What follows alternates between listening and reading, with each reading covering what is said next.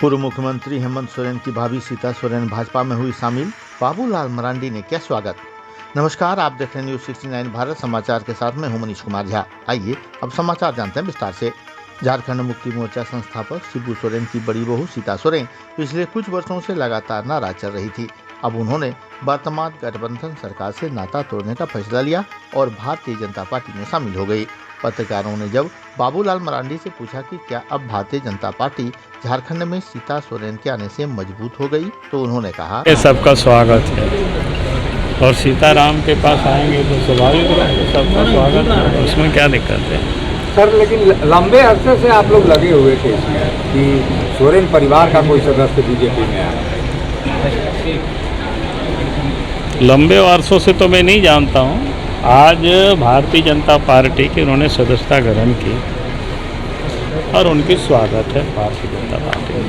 क्या जिम्मेदारी देंगे सीता जी को? आप जिम्मेवारी तो आने वाला कल है, अभी तो ज्वाइन की है, अब काम करेगी। संसदीय चुनाव लड़ने की चर्चा है उनका बीजेपी के टिकट पर दुमका से। अब ये केंद्रीय जो चुनाव समिति है वो तय करती है ना, उस पर तो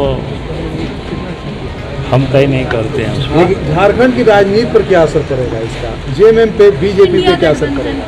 देखिए, इतना बात तो तय है कि अब ये तो स्पष्ट हो चुका है कि हमने लगातार कहा कि झारखंड मुक्ति मोर्चा के विधायक या कांग्रेस के भी विधायक अपनी ही सरकार से लोग दुखी हैं, नाराज चल रहे हैं और उनको संभालने के लिए पिछले दिन आप देखें कि रायपुर और कहाँ बेंगलोर ले गए, जबकि उनकी सरकार थी, वो यहाँ बीजेपी की सरकार में थी। तो लगा कि भाई किनके डर से भाग रहे हैं, तो आप लोग उस समय पूछ रहे थे। मैंने कहा कि इनको अपने लोगों से इनको डर है कि कहीं उनको लोग छोड़ ना दें, और इसलिए आपने देखा कि जो वहाँ की स्थिति क्या है, वहाँ की परिस्थिति क्या है, सरकार किस प्रकार से काम कर रही है, वो तो हमसे बेहतर आप सीता सोरेन बता सकती है। और उनका पत्र आपने पढ़ा होगा सर, उनका पत्र बड़ा मार्मिक पत्र था। स्वाभाविक है कि उस पत्र को पढ़ करके तो ऐसा लगता है कि सिर्फ सीता सोरेन का ही मामला नहीं, पूरे राज्य की जनता के लिए बड़ा गंभीर प्रश्न को खड़ा करता है। जिस प्रकार से उनके साथ जो जुल्म हुआ या अन्याय हुआ, उन्होंने पूरी तरह से नहीं लिखा, लेकिन उसका जो भाव दिख रहा था वो दर्द भाव।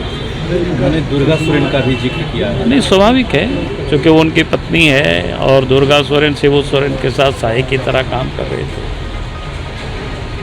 और उसके बाद हमें लगता है कि उनको निश्चित रूप से दिल में गहरा चोट लगा होगा,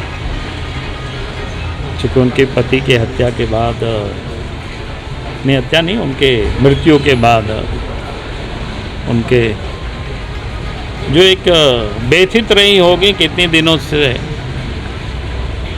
तो आज उस पत्र के कंटेंट्स में सब दिखाई पड़ता है। सर जो और भी जेएमएम के लोग संपर्क में हैं सर, और संपर्क में आएंगे तो पता चलेगा।